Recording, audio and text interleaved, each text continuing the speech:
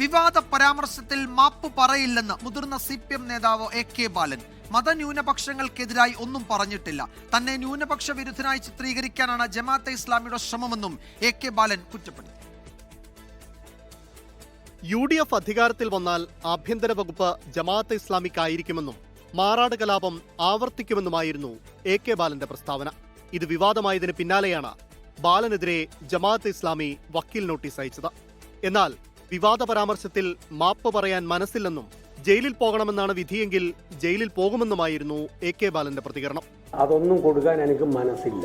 ജയിലിൽ പോകാനാണ് അന്തിമ വിധിയെങ്കിൽ അത് സന്തോഷപൂർവ്വം സ്വീകരിച്ച് ജയിലിൽ പോകും. ഏത് പാർട്ടിയും അധികാരത്തിൽ വരുന്നത് വർഗീയ കക്ഷിയുടെ സഹായത്തോടെയാണെങ്കിൽ ആ കക്ഷി ഭരണത്തെ സ്വാധീനിക്കും. അത് മതസൗഹാർദ്ദത്തെ ബാധിക്കും. LDF അധികാരത്തിൽ വന്നാലേ മതസൗഹാർദ്ദം നിലനിൽക്കുകയുള്ളൂ എന്നായിരുന്നു തന്റെ വാദമെന്നും AK ബാലൻ.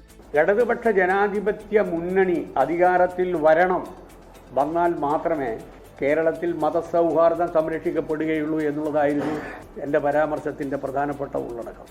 ഖുറാൻ മലയാള പരിഭാഷയുമായാണ് AK ബാലൻ പത്രസമ്മേളനത്തിനെത്തിയത്. News desk 24. ലോകത്തെവിടെയായാലും ഏത് സമയത്തും 24 വാർത്തകളും ഓഗ്മെന്റഡ് റിയാലിറ്റി പാക്കേജുകളും എക്സ്പ്ലെയിനറുകളും വിശദമായി കാണാൻ ഞങ്ങളുടെ YouTube ചാനൽ നിങ്ങൾക്ക് സബ്സ്ക്രൈബ് ചെയ്യാം.